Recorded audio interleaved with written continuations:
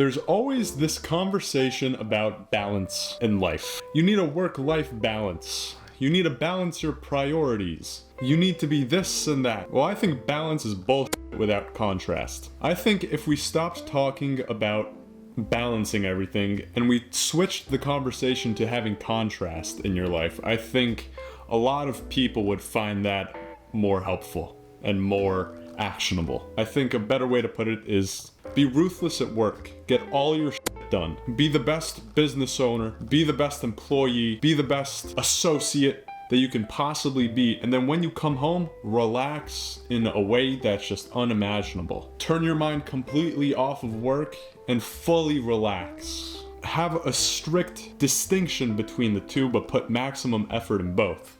I guess work hard, play hard fits a lot more with that.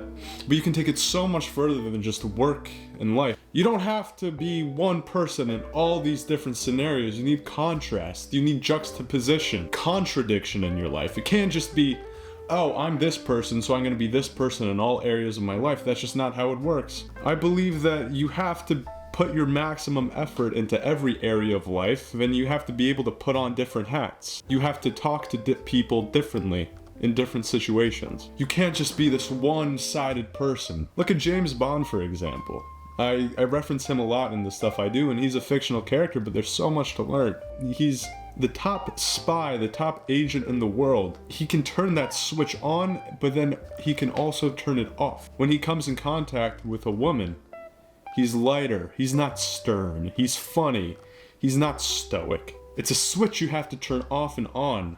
And that's the contrast and the contradiction everybody needs. Taking effort out of one area and putting it into another, you need to put maximum effort into all areas, and you have to have various areas. If you want to be a better artist, you don't just look at clay making, you look at everything. You take the world as your oyster, and you find the beauty in all the small things, not just one area. One method of doing things isn't going to translate into all the other super important areas of life. When you're working at a company or you're building a business or you're trying to further your career, yes, you have to work hard. You have to be tunnel focused. You have to be laser focused. You have to put in all the effort, all the hard work. You have to cut the people off. But that same energy cannot be applied to something like a relationship or some leisure activity. It just can't. You have to put in maximum effort in all areas of life that require you to put different hats on. When you're at home with your partner, you have to be compassionate, you have to listen, you have to make compromises, and you have to be vulnerable and be in tune with your emotions. But when making crazy risks in business, you cannot be emotional. You have to look at it logically. I hope you guys understand what I'm saying. I feel like this video is like a whole rambling on of me. It's just, I constantly see all these TikToks that you have to be this one person in all areas of your life, but you just can't. Don't be afraid to have a different mentality in one area of your life than another. There's so much more to life than just being one person, just having one personality. And I think a lot with social media, you try to get boxed into one thing. I mean, we're taught from a young age that you have to pick one thing, pick one major, pick one career, pick one job, and be the type of person that will succeed in that job.